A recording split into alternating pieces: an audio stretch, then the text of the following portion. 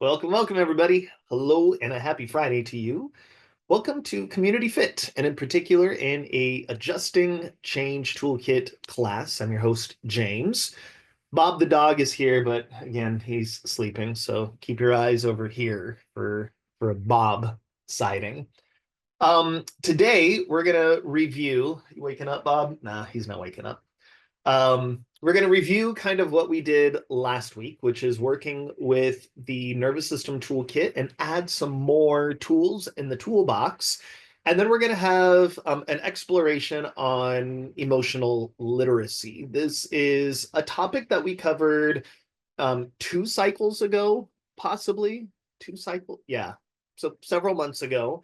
So you're going to notice some of the things we talk about are similar, but we're going to expand the experience and have sort of a practice at the end to kind of bring home the concept of emotional literacy, and especially in the context that we're talking about it in this series. This series of classes is all on cognitive appraisal and reappraisal, meaning how we think about change, right? So often in this class, we're really working with nervous system regulation, we're working with social or co-regulation, we're working with self-regulation, we're working with all of these techniques, and that's what the nervous system toolkit is.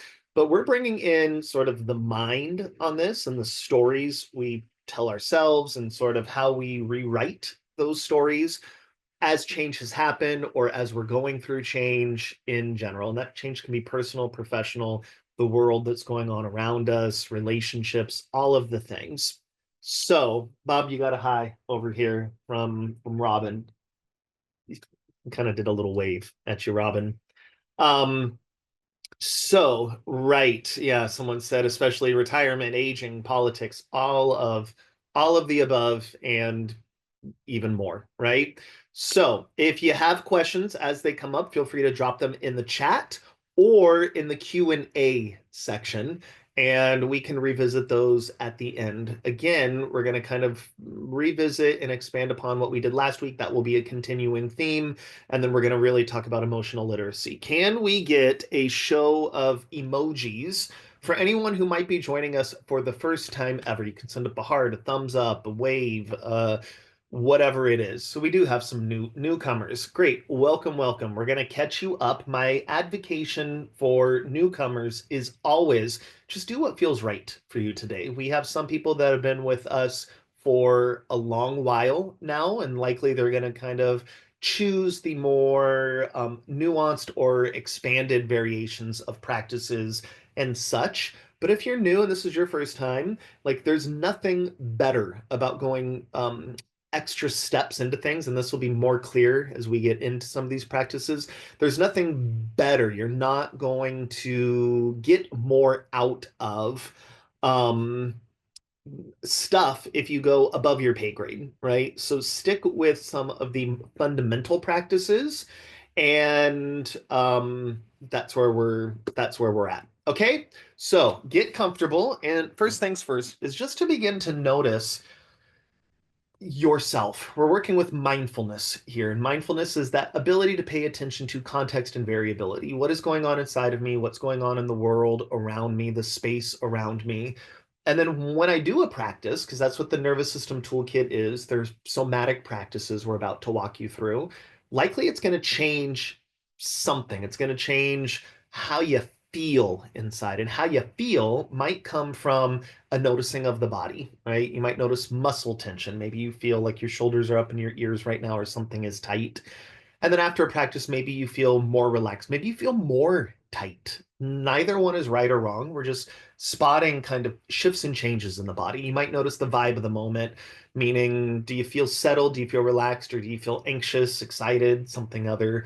Or you might notice something cognitive. Maybe it's racing thoughts or the inability to stop thinking about that meeting or that event or something that has happened or something that is about to happen. Maybe you just want to notice your breath. Does it feel regulated and soft? And then after you do these practices, how does it change? Right? Or vice versa. So just taking an inventory of something, right? Like that gives us a baseline to notice. And it's so simple and it's so hard because we're not often asked to notice ourselves in that capacity. So take a little inventory of whatever that is, right? Something you can kind of pinpoint. And the inability to notice something is also noticing something, right? Like, wow, isn't that amazing that I'm not able to notice my body, or I'm not able to track my thoughts or the emotion of the moment, right? And that might be something to notice too, right? There's the potential that someone out there is really disassociated from that. And that is also a noticing. And it's a perfectly acceptable place to be as well.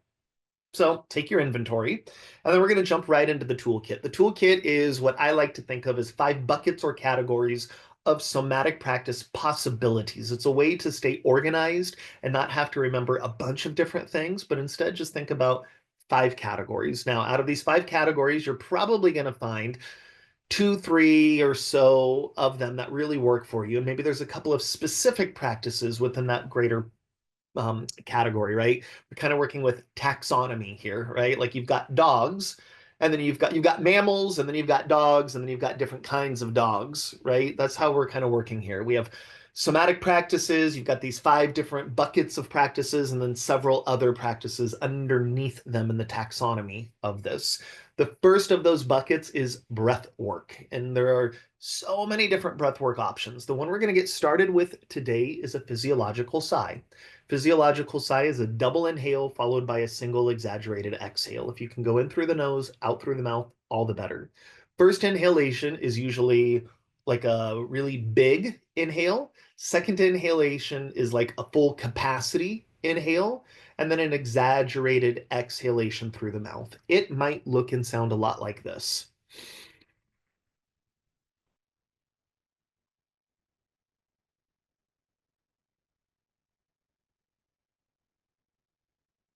We have, starting right now, about 15 seconds.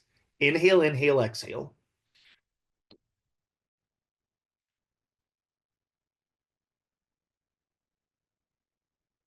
1 or 2 more.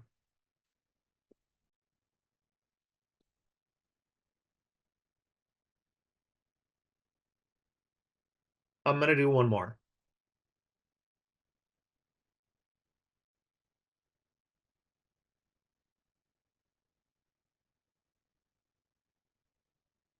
And then just notice, has anything shifted and changed? Maybe you notice it in your body or your thoughts or the vibe of the moment. Maybe you just notice it in how much more or less air you can take in. And if you like the way that that shifted your nervous system, that is probably a practice to remember. You probably want to write down physiological sigh, practice that thing. Double inhale, single exhale, or Google it. It's everywhere. It's one of the most widely researched breath techniques. But that's how I would be categorizing that. Then we're going to try on a different breathwork practice. Now, if that physiological sigh really worked for you, this is what I'm saying. Stay there, practice that thing again. Stay there. Or explore and play with a different practice. This one we're going to do is a 4-7-8 breathwork practice. When you try 2 of them on, you can kind of discern, like, do I like option A or option B better? And you have more choices, right? 4-7-8 is an inhale to a count of 4, a holding of your breath for a count of 7, and an exhale for a count of 8. Does not matter how fast or slow those counts are, it just matters that they are consistent throughout. So it's going to be a 4, a 7, and an 8. I'll do the counting, you do the breathing, right? So inhale to prepare, exhale. Inhale to a count of 4, 3, 2, hold your breath. 7, 6, 5, 4, 3, 2, exhale. 8, 7, 6, 5, 4, 3, 2, 1. Inhale 4, 3, 2, 1. Hold 7, 5, 4, 3, 2, exhale. 8, 7, 6, 5, 4, 3, 2, 1. Slower. 4, 3, 2, 1. 7, 6, 5, 4, 3, 2, 1. Exhale. 8, 7, 6, 5, 4, 3, 2, 1. Just notice. Now you have the capacity to discern. Do I like option A or option B? Do I like breath work or did it make me more anxious? That's a possibility too. Maybe breath work isn't the category for you. So we can jump to the next category, which is sensory foraging. Last week we covered it from a visual standpoint because about 70% of us are visually dominant. So start to look around your space and just notice. Go a little slow. No need to stare, no need to rush. It's like you're welcoming your environment. Maybe for the first time noticing the colors in the space or what's in it, right? Like here it might be there are books and the book colors are green and there's like a white and an orange and a darker orange and a white and kind of like a black gray, like a peach colored blue, darker blue, red. You may want to notice the plants. You may want to notice the fan that's on or off movement, the dog, the cat that's in the room, what's outside. You're just looking around, noticing. Now, we can also do sensory foraging, which is paying attention to the senses through sound. So close your eyes if it feels okay, and just notice the furthest away sound you can hear. Might be a person in another room, might be cars, lawn equipment, neighbors. If you're in the office, maybe it's cubicles far over. You're just noticing sound.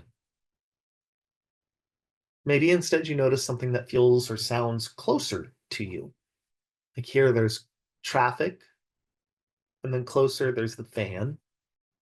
Really close is the sound of my own voice as I talk. You're just listening, noticing.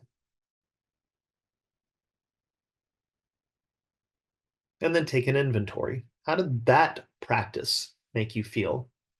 Are you a breath work or are you a sensory foraging? Let's say you're a sensory foraging. Were you more visual or more auditory? Which one got the bigger result for you? And maybe those are the ones you practice more.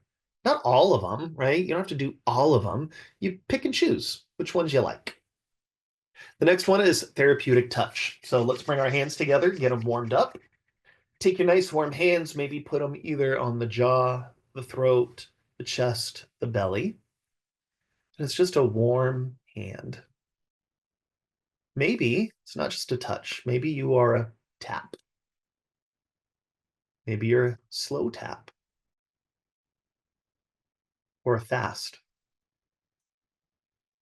Maybe your preference is like a soft fist. Maybe it's tapping somewhere else. Maybe it's like a rub on the chest. How do you know? It should feel comforting, should feel welcomed. And here's the thing about therapeutic touch, I find it's a pretty mild practice.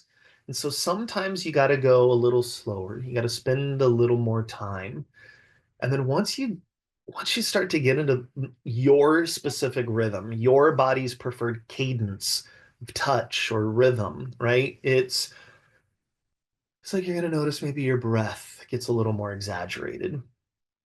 Maybe you notice like some deep swallowing, just signals from your body that's regulated. And then you can discern, do I like breath work? Do I like sensory foraging? Am I a touch person? Now that you have three, there's probably a category that you're like, yep, not that. I'm not a touch person. Yep, not a breath work person. Whatever it is, none of them are right, none of them are wrong, right? It's options and choices for you to work with your nervous system. Next category is movement. So for movement, we're going to just rock right and left. Little bilateral sways. Maybe it's small, maybe it's bigger. Maybe it's super duper slow. Maybe it's something else. Maybe it's a forward and a back. It's just some soft movement. Now, I'm going to introduce a new one here, and this is one we haven't done in a while. This one is a pandiculation, and it's something that you do a lot, right? Pandiculation is simply a fancy word for when a stretch and a yawn are coupled or married together and done at the same time. Imagine like you're waking up in the morning, right? Or real tired feeling at night. Usually do a pandiculation. If you like cats do this a lot. I just noticed this just came up because Bob just did one, Bob the dog over here. So what is a pandiculation? It's like great big stretch.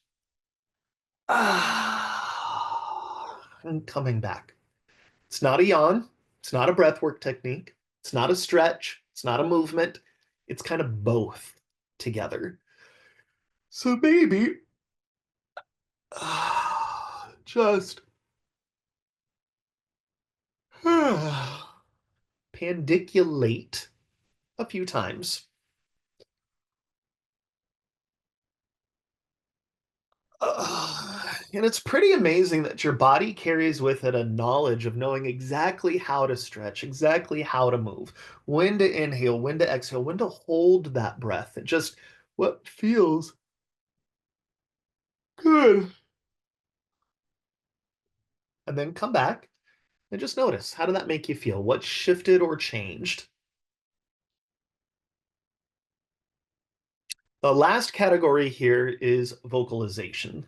Vocalization is exactly as it sounds. It's quite literally just making sounds. Now, in its highest, most finessed form, these are words and phrases, right? It's being able to speak your truth, getting things off of your chest, communicating how it is you are feeling to someone, clearing the air, whatever it is, right? In its more fundamental form, it's quite literally sighing, moaning, humming, closed mouth, open mouth, making sounds and noises. It's literally just getting the sound out of you.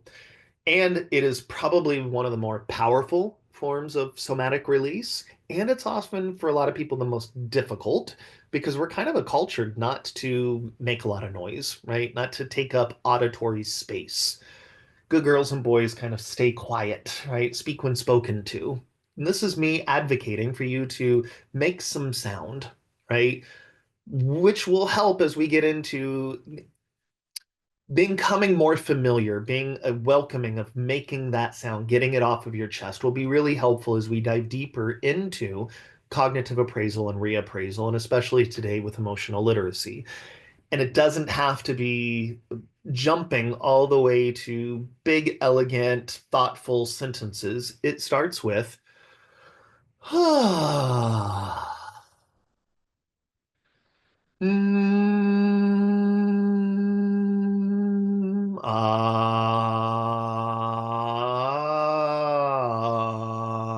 sighs, hums, vocalizations. So if you are in an appropriate space, spend, and I'm not going to even make any noise, this is for you to do. Spend about 20 seconds starting now, vocalizing sighs, hums, laughter, screams. If there's a word that wants to come out, do it. Another 15 seconds,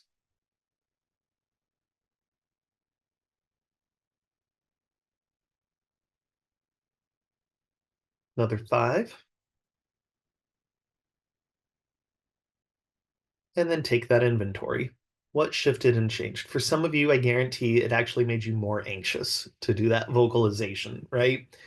Some people out there probably couldn't even bring themselves to do it. It just felt too weird to do. And that's also a noticing, right? Like I couldn't allow my body to do something that is quite normal for it to do. And that's fine too. That's just where you're at in your timeline, right? And there's some of you who probably screamed, yelled, and yeah, Kat didn't like vocalizing. Bob doesn't usually like it either. And there are probably some of you that felt totally comfortable doing that. But now you have five categories, right? A breath work, a touch, a sensory foraging, a movement, and a vocalization. Now, as we move forward into this, I'm going to bring up, I'm going to share my screen here. And one moment.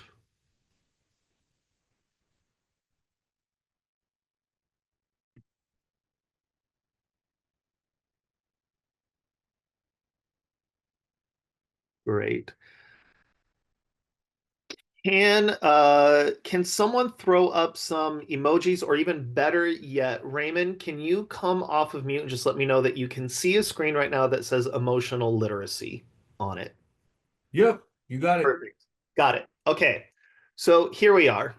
What is emotional literacy? Emotional literacy is the ability to recognize, understand, and manage your own emotions and the emotions of other people. And it plays a really critical component in um, our overall well-being, right? So it's the ability to spot and name emotions in people.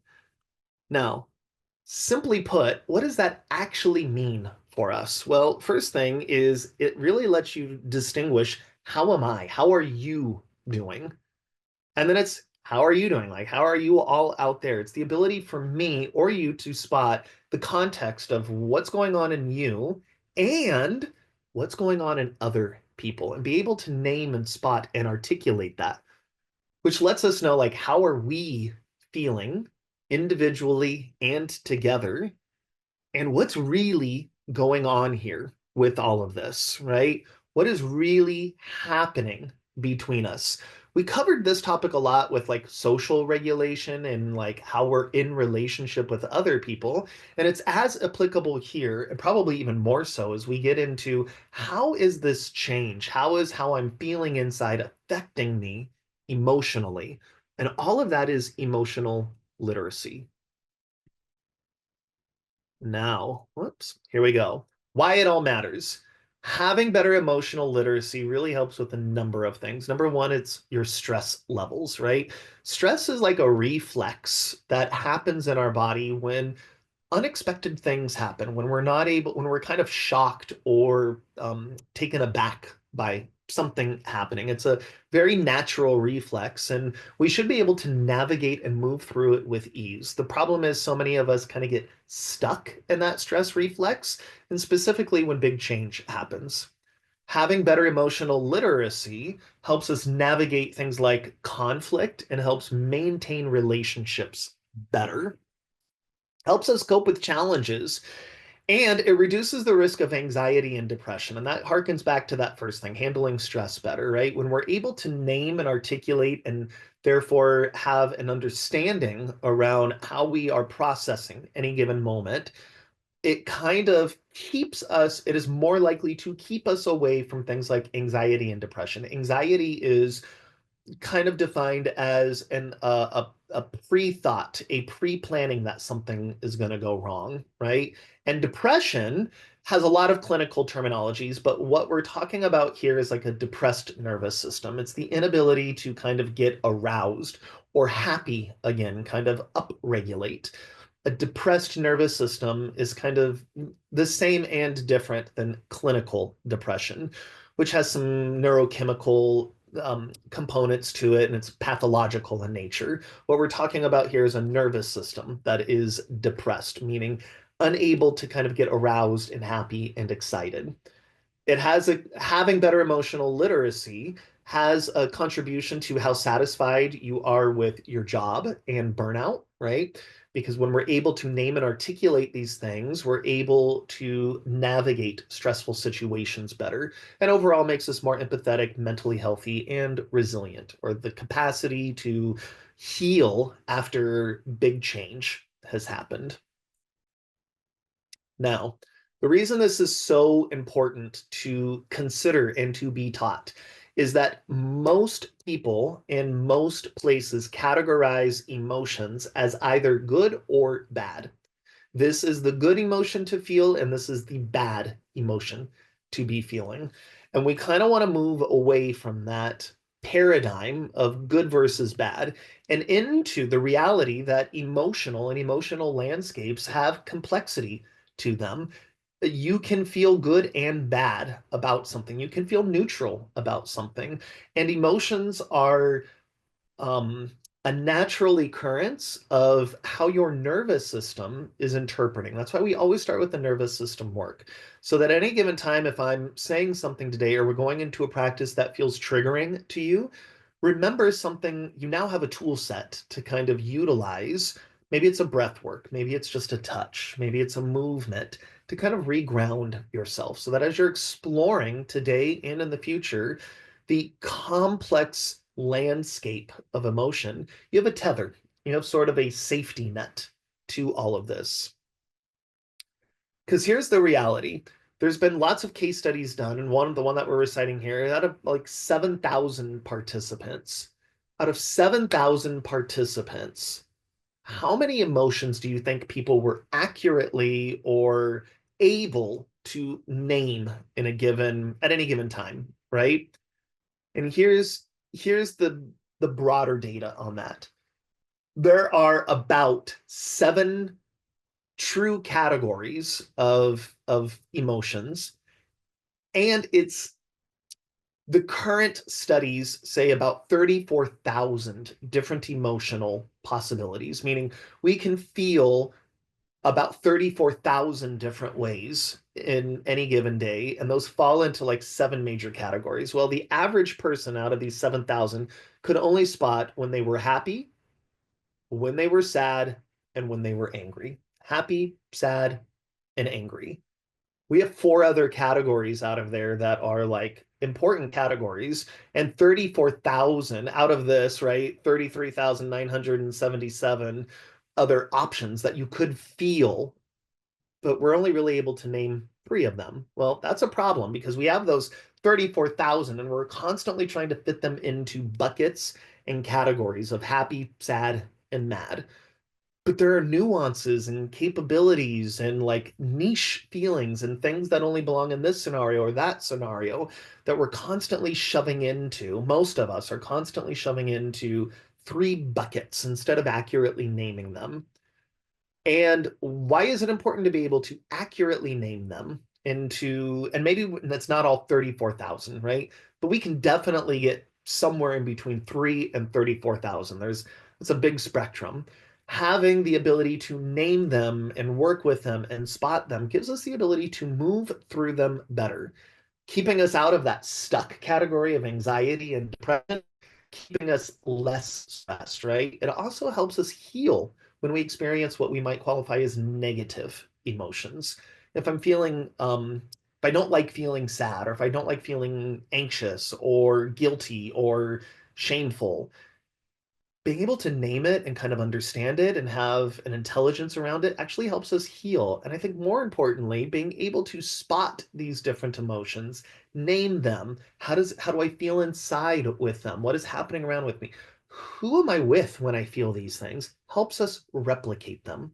So if you feel stuck in sadness, and you know this person, with this person you generally feel happy, or doing this exercise generally makes you feel alive and enlivened, and doing this, reading this book makes you feel in awe.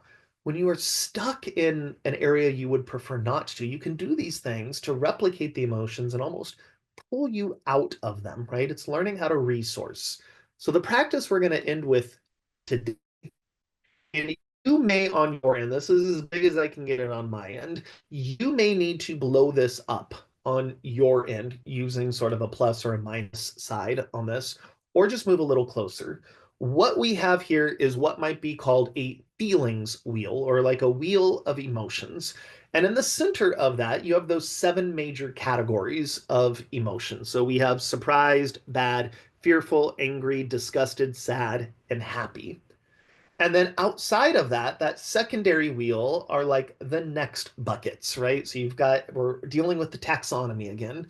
We've got the mammal, and then we've got dog, and then we've got variations of dog. So that second one is like a little more nuanced feeling. And then the third is like more possibility. Now, certainly this is not 34,000, right? But this is expanding that definition. You may want to take a screenshot of this, or you may just want to look up on your own feeling wheels. Here's the practice. I invite you to take a look at the center, right? The bad, the fearful, the angry, the disgusted, the sad, and the happy, surprised. And just kind of locate maybe a feeling you're feeling right now or one you would like to feel. And then close your eyes and go, and I'm going to say this anecdotally, maybe it's sad. I'm feeling sad right now. So I'm going to close my eyes and I'm going to go, what does sadness feel like? Where do I notice it? Is it a chest feeling? Is it a belly feeling? What memories does that bring up for you?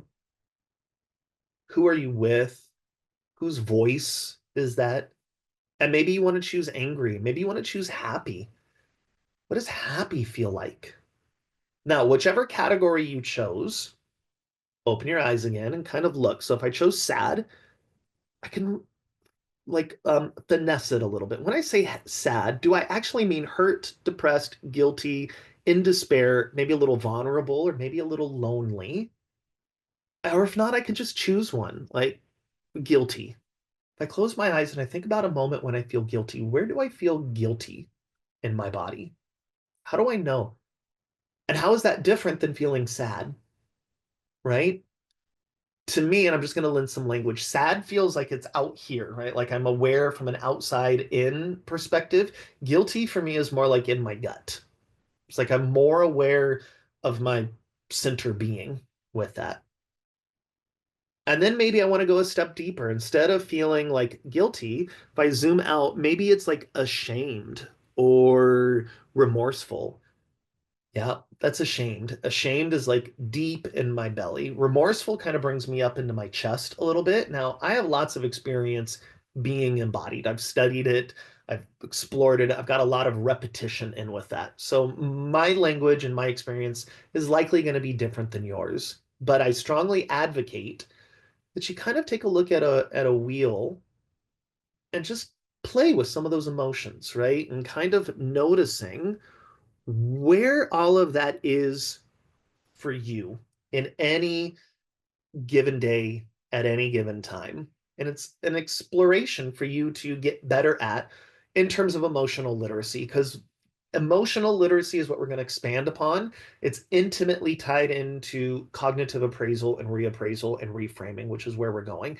I got to know the emotion that I'm feeling in order to be able to reframe it a little bit. And that starts with getting really, really curious about naming it. Okay, thank you all so much. I'm going to let you go for today. I see we might have some questions here, but think about the one or two things that you've discovered today and play with it, and feel free to ask some questions, and we're just going to keep going deeper and deeper. Can you do breathing and sensory foraging at the same time? The answer is 100% yes. In pandiculation, the way it was first spelt, Martha, with an A. Can we get a copy of these slides? No, unfortunately, I don't share this slide deck, but I guarantee in future community fits, this will be there. And at some point, I'm sure, maybe Raymond, do you know, do we have the adjusting to change toolkits up on our YouTube, not from last session, but the session before? Would have been like January, February. Do we know if those are online yet? No, unfortunately, the 2025 ones are Are not not up up yet. yet. So, Okay. So they should be up at some point very, very soon. And you'll see them again here at some point. Okay, everyone. Thank you so, so much. I'm glad seems like people enjoyed it. And we're just going to keep moving forward with this. So do your practicing on your toolkits and on whatever you picked up as important from emotional literacy practice. Again, feeling wheels or emotion wheels. You can find all of those everywhere online. And then we're going to just keep building. So thank you so, so much. I'll see y'all soon. Bye for now, everybody.